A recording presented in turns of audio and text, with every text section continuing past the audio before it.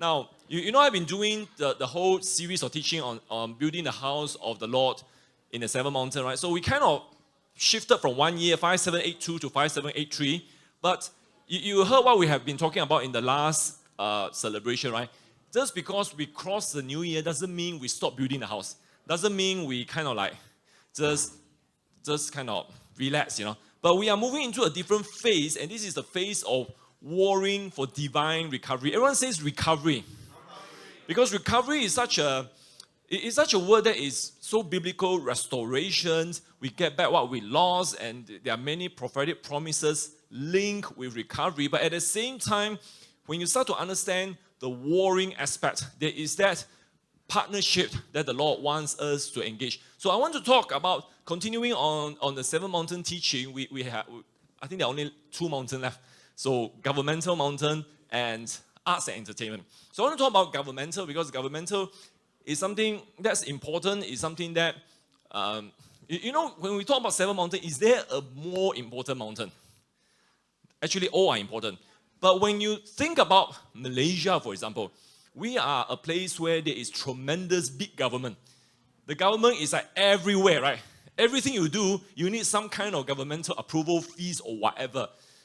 Even you take a taxi, you need to comply. So that's why, because of our historical development, I will argue that Governmental Mountain probably is the most important. If we're able to shift this, then all the other mountains will follow suit. That's one of the things that I believe for our nation, okay? Now, we'll get into that. Now, quickly, we had talked about media. Last year, now it's almost like, 6-7 months already. We talk about media. Then, of course, family. Family is so important. Today, there's just such an anointing for family because unless we move as an entity, we can't begin to bless other people. So we need to fix our things, right? So sometimes, you know, when you do things and you'll be like, you want to promote certain things, then people will like, but you are doing that for self-benefit. But unless you can stand up, you can't bless other people. So that's why we must make sure we ourselves are taken care of. You know, in the pastoral era, you have so many pastors who are so committed, they gave everything, but they neglect their family. We are not going into that era again, okay? Then, of course, church, we talk about the Reformation, the historical understanding, restoration of gift, and then getting the strength to fight the war to the end. Education, I know we have so many people in education because one of the root issues, of course, in our land is the entire education system has been rigged, has been sort of, just fashioned in a way that causes, to embrace totalitarian. So the last 2 years, right, you see with COVID, with all the things, in Malaysia, you can say we have so little resistance. People are just like kind of fold, you know what is fold?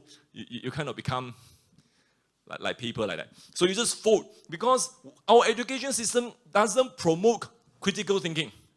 That's why we kind of develop more robots. So this is one of the challenge. How do we get into the destiny? Then of course we talk about business. Everyone kind of their eyes light up business, money. We just send about double and triple, right? And so how do we do things God's way? Because there is a temptation to do it our way. There's a temptation to do it. In Malaysia we have agents, we have brokers, we have all kind of intermediary. So that's the kind of thing. We have to understand there is a stronghold. And then in the end, we see in the Bible, we have the example of Joseph, who rose above a pagan system. Cyrus, who rose above the empire system to become an agent of God. So these are the things that we'll talk about in the past. If you want to watch again, it is all in YouTube. You can just have if one of these mountains is really your area, then you really want to hear what are the biblical teaching. So we are in a season of divine recovery. We just celebrated that a couple of weeks, last week only. So we step into God's cycle of blessing. Remember, head of the year is when God gives a lot of blessing. Blessing. 6 months for us to kind of go into the cycle of redemption. That's why the blessing is to prepare us for Passover, because Passover is to fix, basically the screw up of this world, what has happened since Adam. So one of the things that you have to understand is that there will be tremendous opportunities. Everyone say tremendous opportunities. So it's like you can't just be idle. You can't just be like, hey, okay, I'm just going to relax and things will come. No, the opportunity means you have to grab hold of it. You can't just sit there and be a spectator. You are not a spectator. You are a participant in this. So imagine you play a game. How many of you played sports before? And some of you are good, right? And if there's a choosing of team, oh yeah, David first. Both David first. David and David. Because they will grab the ball. They will be very aggressive and things like that. Then some people who never work one, you'll be picked last. So you don't want to be that kind of person, right? You want to be in a position where you can grab the opportunity. So when we understand the concept of divine recovery, we need to understand the opportunities of favor. Everyone says favor. Now, what is favor? Favor is not things dropping from heaven. Favor requires obedience. Favor requires response. It's like when you see a message, you're like, oh, this person, swipe away. But see, sometimes it's favor and you need to respond. Not to scammer, okay, and things like that. But you know what I mean? Right? Sometimes God connects you to a certain favor. You see, one of the things about divine recovery, we have to get out from our religious mindset. And basically, it's like, hey, if it's going to be favor, that means it could be something new. It could be something that I never expect before. That's why Apostle Paul was quoting Isaiah, 1 Corinthians 2:9. But just as it is written in the book of Isaiah, things which eye has not seen, ear has not heard. Just pause for a moment. How many of us are really prepared for something totally new that we never experienced before? Because some of us, we are kind of conservative, right, in our personality, right? Something very new, okay, this is a scam. This is, things like that. But God is saying that I'm going to do something new that you have not seen, you have not heard, you have not even begun to think about, which have not entered the human heart. So that's why 5783, one of the things, we can expect suddenlies. So don't be so and so rigid. I know some of us, I myself is like that. I need to plan things quite a while. So if you want to change things suddenly, I don't really like it. So, but we have to be expecting suddenlies. We have to be ready for unexpected. And it starts with our mindset. It starts with how we think, okay? All right. So one of the things about what's happening in 5783 is God is shaking up. Everyone say shaking. So at the beginning of Pay Decade, we have been studying this scripture, right? Haggai 2. Now, why Haggai 2 is important, I'm going to explain to you. But let me just read this first, okay? Haggai 2, verses 5 to 7. And this is God saying, a prophetic word to the people. As for the promise which I made you when you come out of Egypt, my spirit is abiding in your midst. Do not fear. For thus says the Lord of hosts, once more in a little while, I'm going to shake the heavens and the earth, the sea, also the dry land. I will shake all the nations, and they will come with the wealth of all nations. Ooh, for who? And I will fill this house with glory, says the Lord of hosts. Now, what is the context of this? This is a prophetic word given to Zerubbabel when they went back and they were building the house. And can you imagine after 70 years, some still alive, some remember the old temple. And all of a sudden, they saw the new temple, they became depressed. Because it was nothing compared to the old temple. It was nothing compared to Solomon's temple. And they were depressed, and God came and said, it will be better. It will be better. See, the house of God was completed. So that's why 5782, we have just finished the year of building the house of God. We are in this moment, prophetically. We have finished, and some of us look at the house. What house? No house. Only foundation. Some people say only tiang, no window. Maybe that's your house, but it's okay. Because God said, I'm going to shake, and then the wealth of all nations will be made available. It doesn't say give to you. It says made available. And that's why in Deuteronomy it says, I will give you the power to make wealth. So that's why the house of Lord is being completed.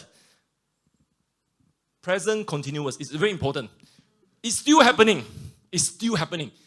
Many of us, the house is not completed, but then in this moment, we can expect tremendous shakings. That's why there will be so many shaking. There will be economic shaking. There will be market shaking. There will be food supply shaking. But do not be afraid, because in the midst of shaking, God has said, I will cause a divine recovery. So we cannot be so easily triggered. A lot of people will read the news and they get panicked and they want to go and to rush buy things and things. I think nowadays it's not so bad already. Remember previously, toilet paper also run out, water run out. Actually, I remember many years ago, this is in Cebu, right? And they were. So this is a conspiracy, like they say. So Alex, you're here. So the conspiracy is, they say the big businesses in Cebu want to move to Kuching. So what's the conspiracy? The conspiracy is they start to spread the rumor that if Bakun Dam break, Cebu will be flooded. So everyone went to buy house in Kuching. That's why your house becomes so crazily expensive. All the bosses are from Cebu. And then they say they'll be flooding, and everyone start to buy the boat. I was away in Australia those days, but when I came back, people told me the story. I just want to laugh, A lot of people buy boat because they are scared of flood. That's why our area, not Andrea, my house. If our area flooded, I think Cebu is gone, okay? So we still see a lot of flood. And so that's the thing. When we hear this kind of news, we cannot be fearful. But we have to see, hey, this is what the Lord said. There will be tremendous shaking, but then wealth of nations will come. Very, very interesting, right? So one of the things about, what happened, in Rosh Hashanah is really day one. Do you know what happened in the news? There's a rising of populist movement. Of course, in Europe, we have seen Sweden have elected a populist conservative prime minister, but on the first day, Rosh Hashanah, the Italy prime minister was confirmed, the new one. How many of you know this lady? Giorgia Meloni. But one of the things about her, and I really felt like it's a prophetic thing because she didn't do it alone. She had a collision with these three persons. Do you know who are these three persons? Meloni on the left. Matteo Salvini. This is anti-immigration guy. The most powerful guy in Italy the last 5 years. Anti-immigration. Then on the right, Silvio Berlusconi. I know him very well. Former owner of AC Milan. Longest serving prime minister. You have a populist who wants to fight for family rights. You have anti-immigration guy. You have a capitalist coming together. Because they are sick and tired of the abuse of the libtard.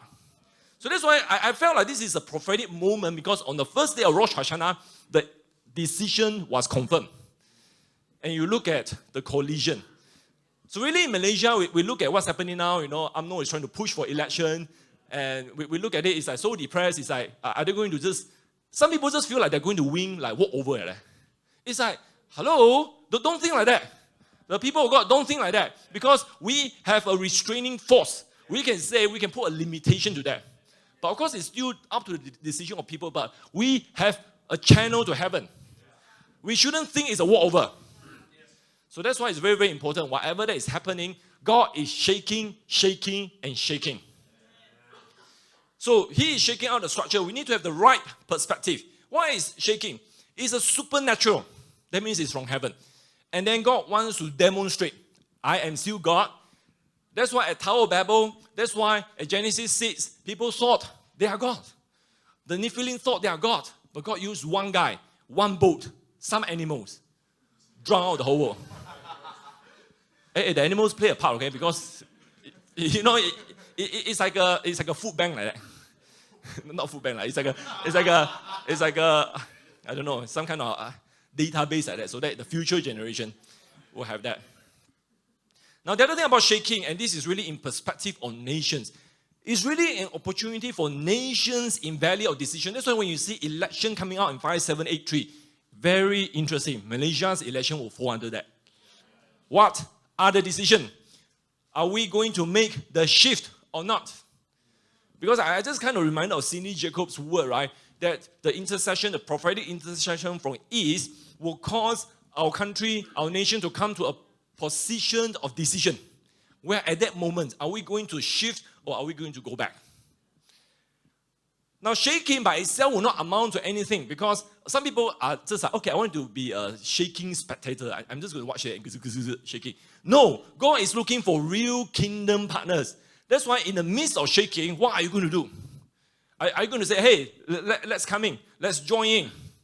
So I give you two examples already, right? During the shaking, Tower of Babel, the whole shaking scattered humanity, but out of that, God found one person from Babylon, Abram, to covenant. One person. Then, of course, we look at the storehouse of the future example. Remember Egypt, right? The whole structure was being shaken. And all of a sudden, Joseph came out and said, you have 7 years. And that's why when you study the whole sequence, you know what happened. Joseph, at the age of 30 plus, he fathered Pharaoh. He discipled Pharaoh, and Pharaoh submitted to his anointing. That's why Joseph became the principal, the prime minister. And when his family come, at that time, what happened? Food is premium. And he can say, I'm going to give enough food for my family. Why can he do that? Because he is the principal. He is the boss.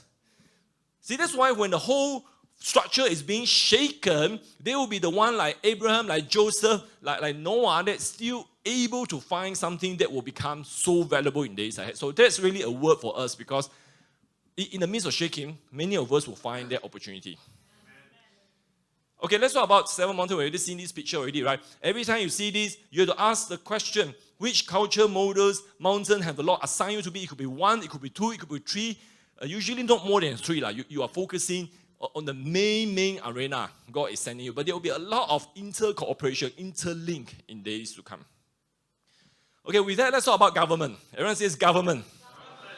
So it's really, I find it interesting that maybe even 10, 15 years ago, people are like, I don't really want to talk about government. It's very sian and that. And then, of course, we started to have shifting, right? So in Malaysia, of course, it gets more interesting from March 2008 in West Malaysia. Then in Sabah Sarawak, nothing really exciting. Of course, we have the interesting by-election in Cebu and things like that. But most of the time, people are not very interested. Basically, they're not very interested in government. But let's look at what God is saying about government and what we want to discuss today, okay? So Isaiah 9:6 say, for a child will be born to us, a son will be given to us, and the government will rest on his shoulders. So this is one of the key verses, because we have to understand that God, if we put God in government, it will prosper. It's that simple. It's not a very complicated thing. The Hebrew word for government, misro, means rule, dominion, empire. Of course, government itself. Now, when we talk about government or ruling dominion, actually it existed across all the 7 mountains. Every mountain, you have a ruling thing. So, but for this chapter, for this session, we are mainly referring to political institution that rules the land. So we are talking about civil authority. So whether they administer righteousness, justice or not. Because you can do that or you cannot do it. That's up to the choice of those in power. So we are concerned primarily with civil power. Now remember, ahead of the year, I talked about one of the things that needed to happen when we want to shift a land is we have to understand the ruling civil structure. So we have to know, civil includes the courts also. It includes the parliament. It includes the entire government. So now, then of course, when we go back to the biblical understanding, government can also refer to the original mandate given by God to humanity. Because after he created Adam and Eve, right, remember God gave them a mandate. Genesis 1:28. So a lot of people just read the first part. God bless them, be fruitful and multiply. Okay, go and have more children. Go and get married soon. Yeah, I mean, what you have to ask yourself, what is the purpose of having children? Spiritual or natural? Same. You know, you have natural children, but you have spiritual children. The purpose is the same. It's the same. It is to fill the earth, subdue it, have dominion. This is New King James Version. A lot of people hate this word. But this is the original word. Original Hebrew word and later on Latin word. Over the fish of the sea, birds on the air, over every living thing that moves on the earth. So basically, the context, of course, when God created earth, the demons were thrown down to the water. Then God created earth, and there's still a lot of demons in the sea and the rivers and things like that. So he wanted the Garden of Eden to be the headquarters for humanity to stamp out the demon. That was the original assignment. So dominion, what does the word mean? Rule, threat. Threat. You know in America they have this flag, right? And the snake being pressed down, and they put the slogan, "Don't threat on me." And that was really in the early days where they are saying that, look, don't mess with me, that kind of thing. So they have this kind of mindset: subjugate, prevail, subdue. See what happened at Genesis 1. Humanity has been given the DNA of God. What's the purpose? To ensure earth also reflects heaven's DNA. That's why Jesus said, right, on earth as it is in heaven. So when Jesus came again, Basically, he is repeating what is happening in Genesis 1:28. So he did that by restoring the mandate. Remember, Adam lost the mandate when he invited the serpent, and when Eve ate the fruit and he refused to do anything. So Jesus restored that. That's why in the book of Hebrews, Jesus is called the second Adam. And today, this mandate, Genesis 1:28, have dominion over the entire creation. That becomes the role for the ecclesia. Now, this is just a super summary teaching, okay? I mean, we have an entire teaching on that slide, but just to give us a background. Now, Jesus commissioned the ecclesia when he was about Matthew 28, right? And he said, go and make disciples of all nations, baptizing them, teaching them, etc., etc. Then in Luke 1, I will give you will receive power. Sorry, not Luke 1, Acts 1. So it's the same mandate given to Adam and Eve. Well, not even. Eve. This is like so many typos, but it's okay. But you know what? There's no Adam and Eve, okay? So it's the same mandate, Genesis 1:28. Jesus has kind of come back and say, this is still the mandate. And how should we look at it? Because in Psalms 2:8, remember, it says that the nations shall become the inheritance of Jesus. So that's why everything we do, and I'm so glad we emphasize today on family, on self, but we have to remember what is the whole purpose. The whole purpose is we are fighting for nations. We need to understand, at the end of the day, what's happening at Governmental Mountain. Why are we so concerned? Why when Maloney become Prime Minister, why is it a good thing? Because we are talking about the redemption of nations, whether they become sheep or goat. See, every time you have a leader coming in, they have a choice to make. Do I want to be more godly? Do I want to move away? I don't believe that every politician started off as evil. You know, some people like to think they are all evil. They are not. And very often, they will come in and people will tell you, you cannot do that. Is this the way it is? Have you heard this kind of thing before? You go to a new school and they will tell you, oh, it is the way it is. You go to a new music school and then they say, oh, don't have this, don't have that. You know, that kind of thing. But it is not what it is. It is what you want it to be. It is what you believe. So that's why, at the end of the day, what's happening at Governmental Mountain, it determines whether a nation becomes sheep or goat. So I already mentioned earlier on that this Government Mountain is very unique because it has such a connection with other mountains. And because in Malaysia, we have such a big government system, the government touches every portion of your life. This might be the most vital. So that's why we really want to encourage you, you know, if you even have a little bit of interest, begin to ask whether this is a seed that God can cause it to bloom. Some of you are very obvious, you want to go into this Government Mountain. But I believe there are more people that are being called. Maybe you are a bit afraid. Maybe you have this cultural bias or historical bias. But just let God kind of grow that seed so that you can go into this arena, okay? So that's why people always say this. I hear this all over again. They say, oh, I'm not going to this mountain. I am family. Because I like to say family. Or education. These are the safe mountain, right? So, but you see, it's true. Not everyone is called. But do you realize when Jesus said, when you go to heaven, you are to rule and reign with me. So if you don't have experience here, how to rule and reign? Right? So I'm not saying that this is your main mountain, but I'm just saying that everyone should pay attention to it. Then let's look at the word ecclesia. Everyone says ecclesia. So when we look from history, ecclesia is a Greek word.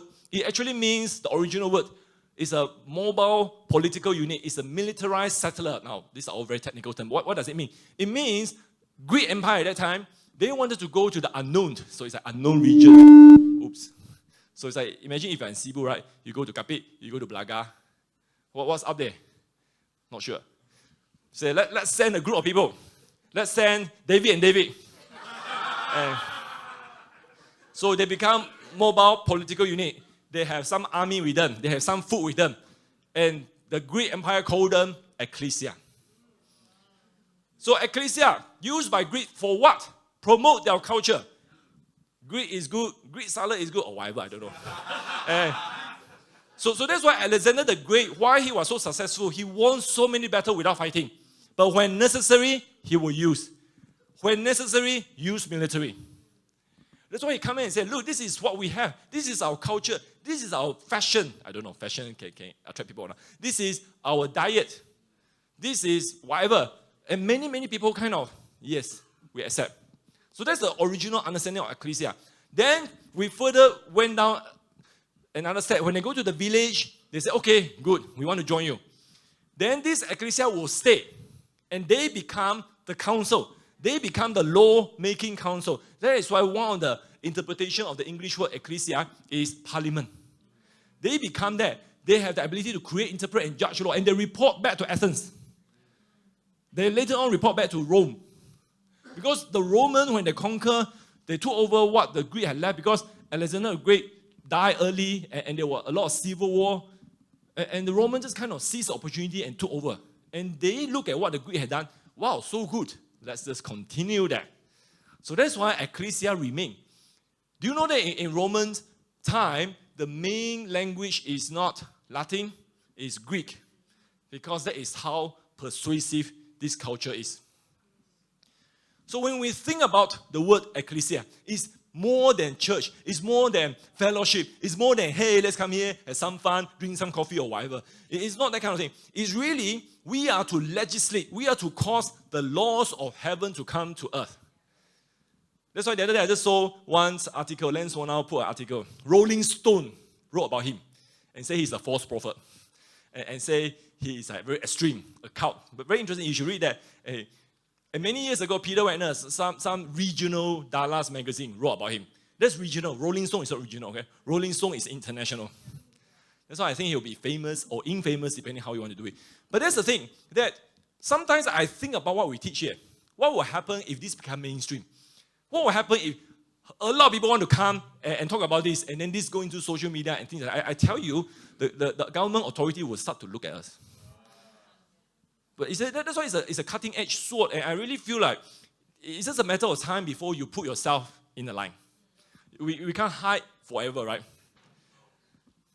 So if you're part of ecclesia, are we part of ecclesia? Yes. We are, right? We automatically become kingdom promoters. Yes. So I say, Joyce always uses this word, right? Kingdom promoters, right? Are you going to promote what we're doing? Yes. Are you going to sign up for the program, etc.? So it's the same thing. We are kingdom promoters for God at different level. So 5783, divine recovery anointing, is coming out already, but it extends to governmental influence.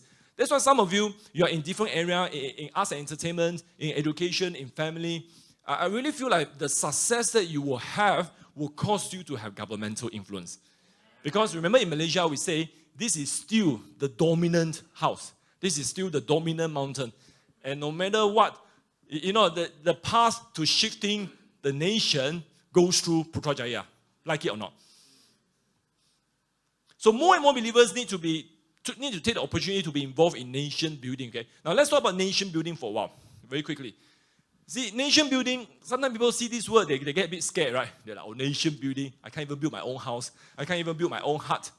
But we're talking about the direct, indirect acts, all the things. So some of you may be called to be a politician, you join political party, you want to be, civil servant, whatever, but you can have indirect act, intercessors, you can support from other mountain. Ultimately, what we want to do, we want to cause a nation to become more sheep-like, more redeemable.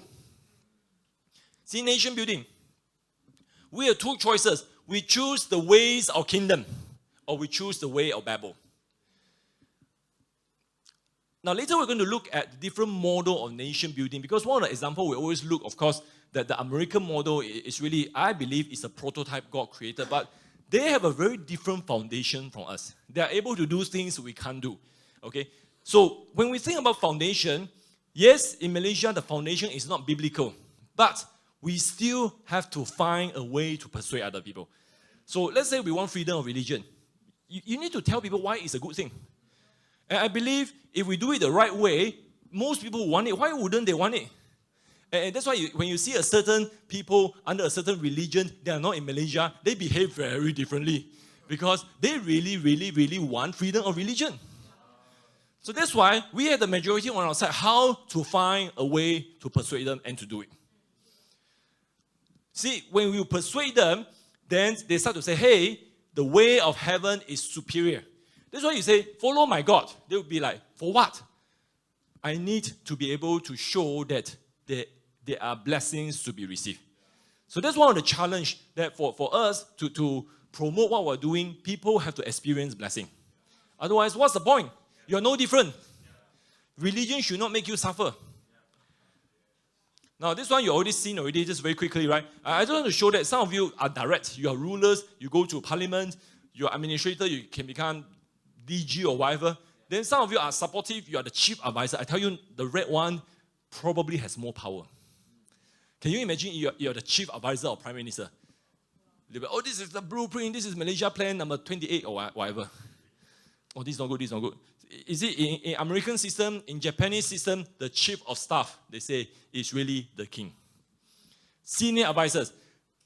Then you have the ecclesia, which is indirect, but still very, very important because there are some governmental intercessors.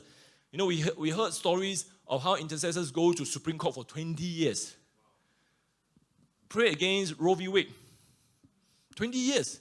And they're not just going there, buta, you know, they'll go there, they'll look at what is the trend, what's happening. Because for the case to go, is it the Dobson case? It takes almost 6 years from the lower court to go to the Supreme Court. So that's why you need natural understanding. So this is something you have seen before, just very quick one for you to understand where you are in whatever mountains that you are called.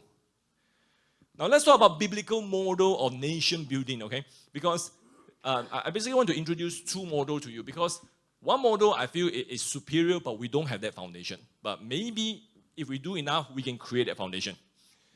But before we even talk about that, we have to ask another question. If I want to build my nation, should I be overt or covert? It depends, exactly. So overt, you are very clear about your Christian position. So in the days, you blast Christian music and things like that. Now, you see, I believe there is a place for overt, but not childish overt. See, not like people look at you and say, oh, it's that they don't take you seriously because you are like a fool, okay? So we don't want that kind of overt. But when we say overt, we're saying that our actions are informed by our faith. Why are we against abortion? Because we don't want to kill people, because it's a moral thing. So I tell you, one of the things you can be overt without too overt is you use the word moral. This is morally right. Then, of course, if it's the right time, you can say, my God, you don't have to say Jesus yet, my God says I can't do that. So what are some of the overt examples? Of course, the American founding fathers are very overt. Later we'll look at that. Geneva, suddenly I can remember his name. Never mind. Geneva, Netherlands. Now, Netherlands, at the beginning of 20th century, the Prime Minister decided he adopted a principle called common grace. And he is saying that the grace of God should be common and help us in our daily activity. So he used a reform theology mindset and caused Netherlands to become a great, because Netherlands at that time was kind of on the downward spiral. Okay, they went all over the world, they colonized. When you compare the Dutch and the British, everyone would say the Dutch are very evil. They kill a lot of people. And that's why the Indonesian, they talk about the Dutch, the blood will boil, that kind of thing. But when we talk about British, we don't really have such a negative impression of them, right?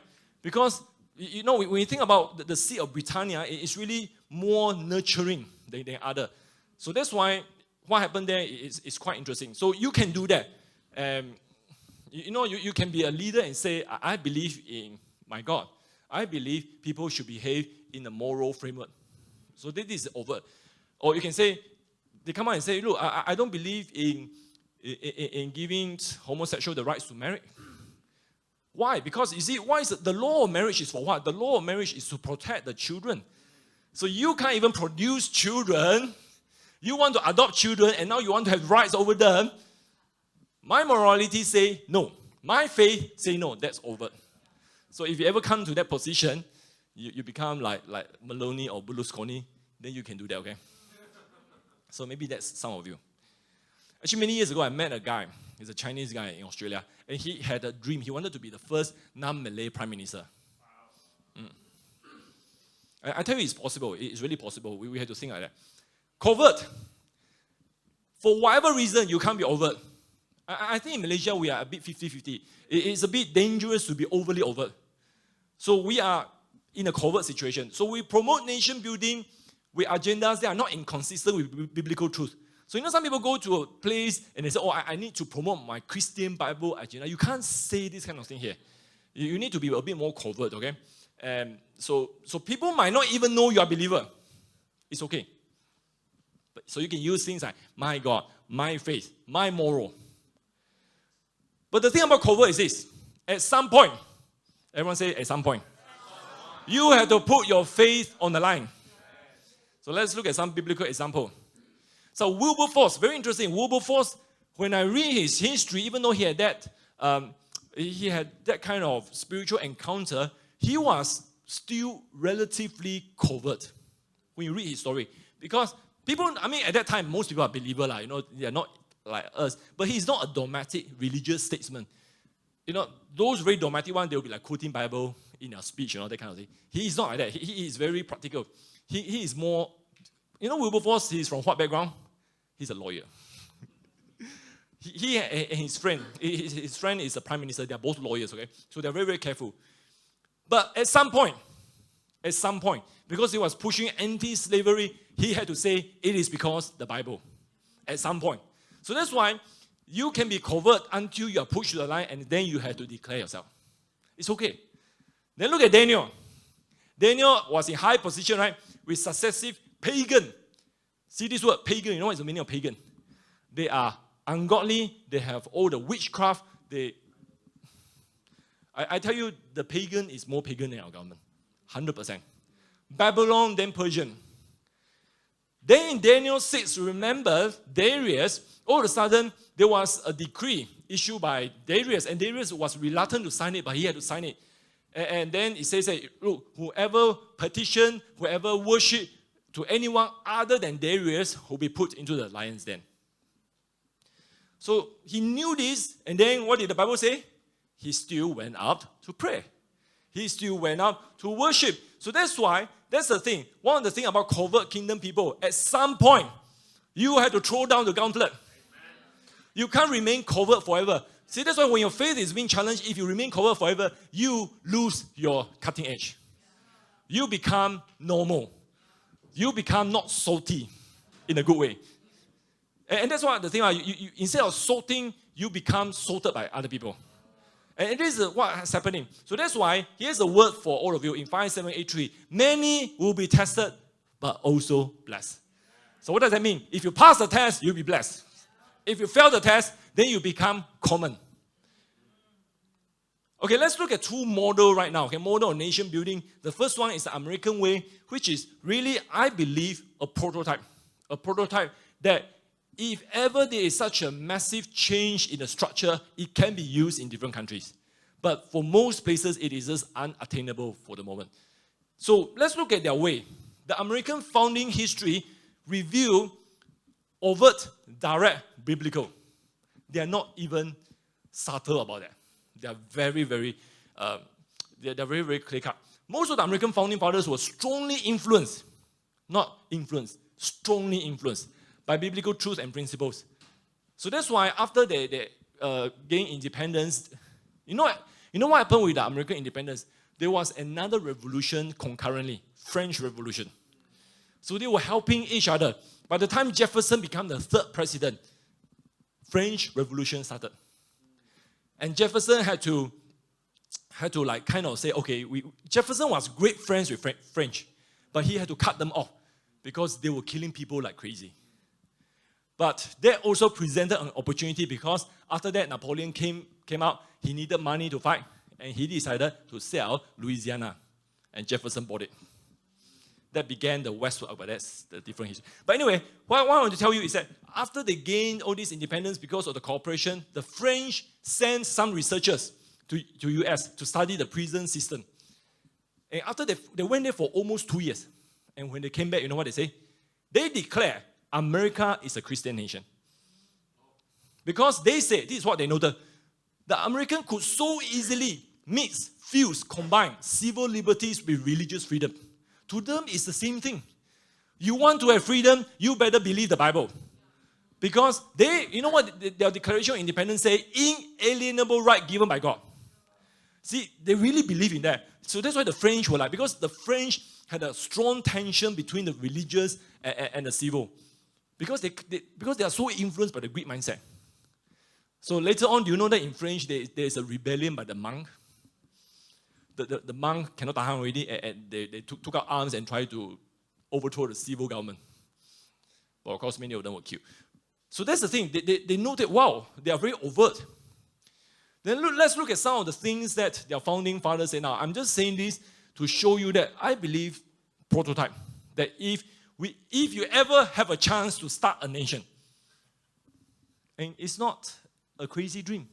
If you ever had a chance, you want to make sure your foundation is right.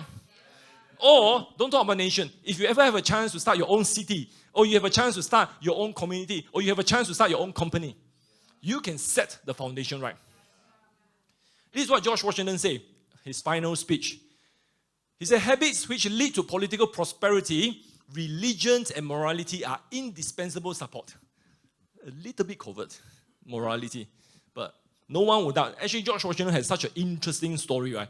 You know, when he was fighting the Indian, one of the chief, I think he and his people, they fired 30 bullets at him. So after the whole battle, Washington's jacket has a few bullet holes. He was not wounded at all. So that's why when he was retiring, this Indian chief, traveled a few hundreds miles just to see him. He said, I want to see the man that good. God will not let him die. So that's why there is that encounter with the morality. Patrick Henry, you know this guy, right? Patrick Henry, he is a famous guy who say, give me liberty or death. And then a lot of people say, oh, he's not a Christian, but this is what he said. It cannot be emphasized too strong. This great nation was founded not by religionists, but by Christians. He is the one fighting for freedom of religion. John Adams, this is one of the most interesting ones. Our constitution was made only for a moral and righteous religious people. It is wholly inadequate to the government of any other. This is very famous. So you see, that's why they are unique, because their foundation. Now, it doesn't mean they're perfect. When they founded, they still continue slavery and things like that. But what we're talking about the foundation. We're talking about the seed. For the American, their very foundation rests upon freedom of religion, freedom of worship, overt expression of who Creator is. They're very, very clear. So that's why some of us will be like, hey, that's America, that's not us. And I will agree with you that this model is not readily applicable because we do not have the right foundation. But if you ever have an opportunity, you can set it right like that. So that's why the American model should be viewed as a prototype that we can strive for. It is an objective. It is a benchmark. If we can have this kind of thing. Because you see why? When you do this and people prosper, there will be no complaint. Everyone rich, no complaint. So that's why when you do this, you better have the result. And we're not going to theocracy. People always accuse that when we want to influence government, theocracy, you want to impose religious. No. That's why the freedom of expression, freedom of religion is so important. The First Amendment, the Fourth Amendment, the Fifth Amendment. When we have that, people can do whatever you want, but we are still going to be based on the truth of God, and people will prosper. See, that's why this is such a prototype.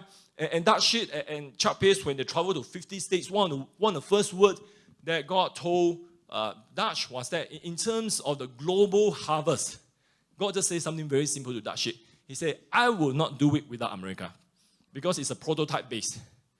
That's why for that reason, the American model is being hijacked by liberal communists. They wanted to create a totalitarian model, but that's another topic for another time. Unfortunately, in many places around the world, the foundation is actually totalitarian. Actually, Malaysia, our foundation is not so totalitarian when I think about that. Because when British left, when Brooke left, it was okay. Our pharaoh system, our totalitarian came later. You know who. But what can we do then? We don't have the American seed. We don't have the American foundation. What can we do? Well, we still have to start somewhere, right? We still have to teach people. So that's why this is what Os Human said in his book, Change Agent. He says, when you think about shifting government, it's like, oh, so huge. Really, most people will be like, just give out already. But it's like this. We have to start one leader at a time. We have to start one student at a time. Why student is important? Because student wants to learn. You see, when I use this word student, I'm not talking about young people. I'm talking about people who want to learn what has happened. People want to learn what happened, why Mahathir is evil. In case you are a bit blur, okay? Let me just...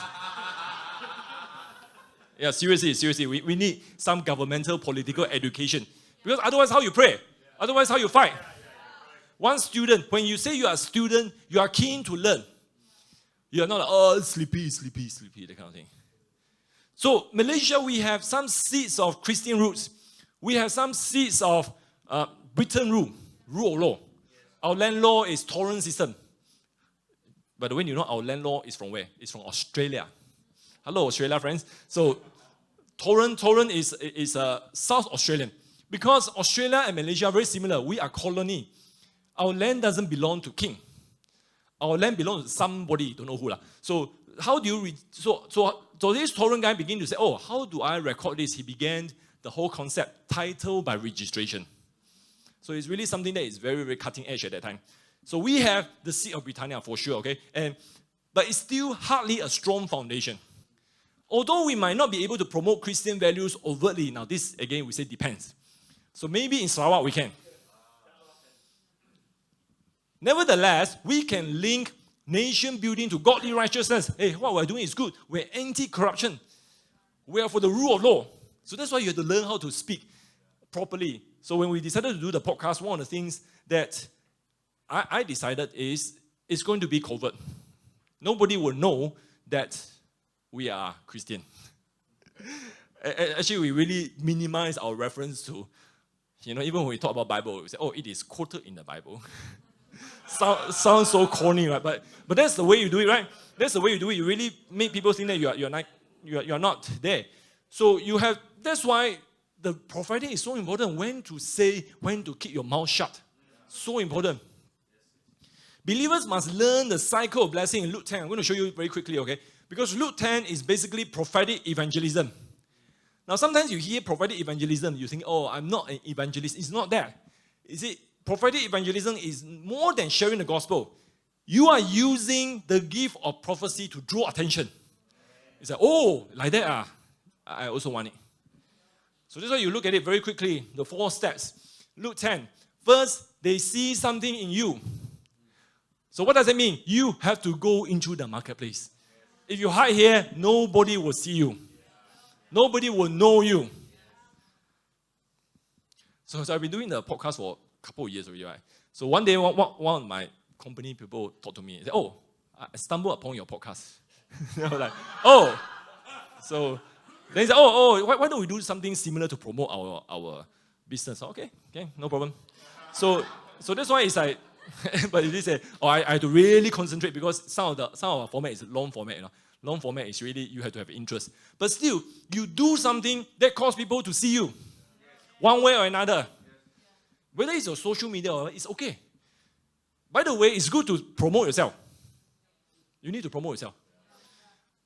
But every time you put kingdom at the background, kingdom at the foundation, then you'll be okay. Because you are doing everything for kingdom. So when they see you, what happens?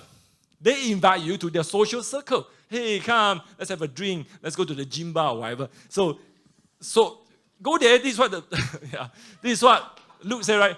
Eat what is said before you. Jesus said that. You go there, and people say, oh, go to the bar. And they go, oh, I'm a Christian. I can't drink. Game over. Favor requires some intelligence. So if they ask you to go lah. I mean, I don't know if anyone really don't want to drink. It's okay if you don't want to drink, fine. They order orange juice or Coke Zero. Well, the Bible doesn't say you can't drink, right? It says don't get drunk. Different. Okay, these 2 things still okay. Most of you can do that. Now the next one is a bit challenging. The next one is you have to see an opportunity to bless. So you don't go there and start to say, oh, you have trouble or not. Don't be pushy. This step, wait. Everyone says wait. Tell your neighbor, wait. Wait for opportunity. And I tell you, people will just share. When they are comfortable with you, they will just share. And don't think you are a genius or you can solve their problem. You can't. But you can say, hey, there is someone that can help you. I don't know. Develop your own evangelistic tool, okay? Everyone is different one. Find opportunity and heal them. And then, by the way, when you heal them, that means you want to do something that will create a result. And then you say next week, oh, after I talk to you, everything is so smooth already. Then, only then, you say, the kingdom is here. See, so many people start with number 4. If you die today, see, Jesus doesn't do that. Jesus say, you bless them first. You let them receive the benefit. Then you say, the kingdom is here. They may or may not want it. It's okay. It's okay. You are just spreading seed. I tell you, you spread seed to 10 people, 20 people, 30 people. Would you not get 1 or 2? So that's why the evangelistic, you're like very, I like to do this. But I know some of us are not evangelistic, right? We'll be like, this is very hard. But it's okay. You find your own style. Okay? So don't force yourself. Now, by the way, if you need to learn how to talk, then you need to learn how to talk. Okay? Go out with people, go out be more social, and sit down. And now it's economic crisis. So that's why everyone needs to know how to talk a little bit of economy. And people talk about Bitcoin and things like that. You better know how to talk all these things. Otherwise, you're like a fool like that out there. So that's why, some of us here who are very into this kind of thing, talk to them, be friends with them, socialize. Don't just stay on your own lane. That's why after the meeting, we have cafe out there, things like that. It's for you to have interaction. Seriously, because when people know that you know this kind of thing, they start to open up. Whether you are a specialist or not, that's irrelevant, okay? Okay, with that, the covert way. That's why we look at how Joseph did it, how Daniel did it, how Nehemiah did it.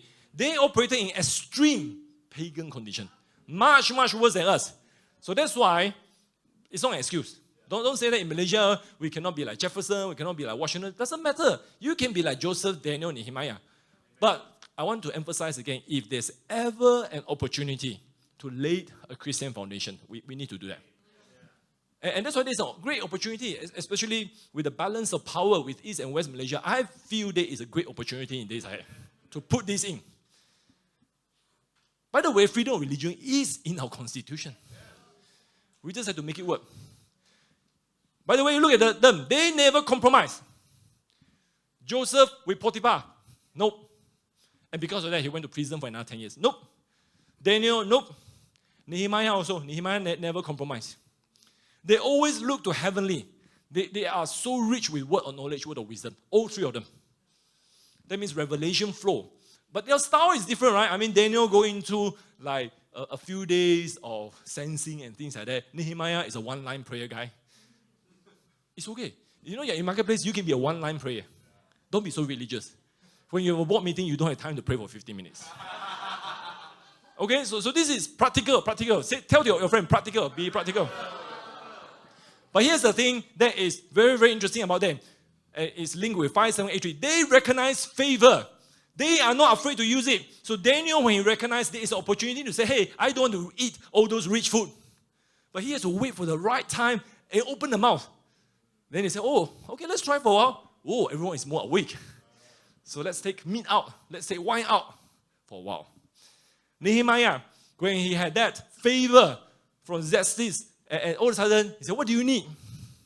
See, that's a very nice phrase to hear. What do you need? Every time the boss tells you, what do you need? You better think properly. You rehearse. I believe he rehearsed this speech for a long time already. I need a pass. I need to go through all those ridiculous governor. I need a lot of timber. I need a lot of worker. And the king said, piece of cake. Piece of cake. No big deal. It's like 20 cents to me. So that's the thing. When you recognize favor, don't be afraid to use it. That's why I already mentioned, freedom of religion is in our constitution. So there will come a time where we will have that opportunity to kind of make it into a practical reality. Because here's the thing, why we need that? Because we need people to be able to choose the blessing of God. That's all. It doesn't mean they will choose, but at least they can choose. That's the whole objective. Okay, with that, let's end. Now, actually, this part has a lot of things to say, but I'm just giving you a snapshot that if some of you, maybe you never thought about Governmental Mountain before, then maybe it's time to ask God, is this for me? Is there a portion for me? Is there something that I can do? Maybe I'm an intercessor. Maybe I have a special gift. Maybe you are a good dream interpreter. Daniel and Joseph are dream interpreter. Think about that. They are dream interpreter. And because of that, it unlocks them to the doors of kingdoms, empires, kings, emperor. Okay, what will success look like? Nation operating from foundation of righteousness and justice will be blessed. So that's why this is really very simple. Are we blessed? See, Malaysia is still very blessed despite all the rubbish and waste. But it will not continue to be blessed if we continue this path. That's why righteousness and justice has to be there. In Malaysia, especially if there is a reformation, if there's a shift in this mountain, we will start to see freedom of religion. We will start to see freedom of worship. See, that's why 2 years pandemic, you see, we don't even have freedom of worship. They say you can't meet. That's why I always tell people we never stop here. See, Judah always come, Tech always come. Even 10 people, 15 people, 5 people, you still come. I can't think of a week we didn't have a broadcast. We will start to see real servant leadership qualities. That is not contingent on political currency now. This is very, very challenging because you go into the political world, everyone will be like, you must do like that lah. You know, if you do this, you must expect a return. You must use your leverage. If people ask for help, don't give them help unless they give you something. This is very, very normal. But a real servant leadership will be very, very different. And that's why it will come to the next one. Competitors coming in for greater good of the nation. That's why now you're seeing what's happening, right, with the Hurricane Ian, right, in America. So when DeSantis came out, that's why, even mainstream people say they say he was a conservative defender. Now he become a bipartisan governor. Because he's like, I don't care if you're a Democrat or other party, I'm going to help you also. And this is what it means, that you are not just looking for your own benefit. And this is very difficult because the political spirit is all about domination. We have to break the strong man. And sometimes if you do this, it will cost you. Then, of course, what will happen if we have this foundation? The prevailing Christian worldview and voluntary acceptance of that view, it will happen. That means we will have an opportunity to say, hey, this is a Christian worldview, and people will try it, and they'll be like, oh, so nice, so nice. And so many people don't realize that British common law comes from Christian. The equity comes from Christian. And, even trial by jury and things like that. People like those kind of things. But they don't realize that this legal development comes from a Christian worldview. So we have to find a way. If there's a reformation, we let people taste it, and they'll be like, hey, we like it. Because it gives us freedom. I tell you, it can happen because it has happened in other places before. Or Geneva, suddenly I remember the name. John Calvin. How can I forget his name? Calvin! How many of you are Calvin supporters? But anyway. Finally, very important for Malaysia. Alignment with Israel. Alignment with Israel. Because this is one of the things, right? If you bless Israel, you'll be blessed. If you curse Israel, you'll be cursed. So that's why one of the things we always taught, when Chad and all came, we share with them, this is Malaysia. Then he said, look, try other mountain first. Business mountain. And arts and entertainment. Media mountain. Try that area first and see how it goes. Because eventually, I really believe we need to see from our passport, cannot visit Israel to be taken out. That will be one of the objectives. So some of you should really go into civil service. Some of you should go into immigration department. You should become the head honcho there, okay? So Lord, I just pray right now that even as you begin to spread the little seed of this passion for Governmental Mountain, Lord, you begin to raise people up. Lord, you cause us to understand that this is a long game, that we are not in here for the short haul, but we are looking for nation to become sheep. We are looking for the next generation to be secure so that this kingdom, this nation will be a glory to you. In Jesus' name we pray. Amen. Amen.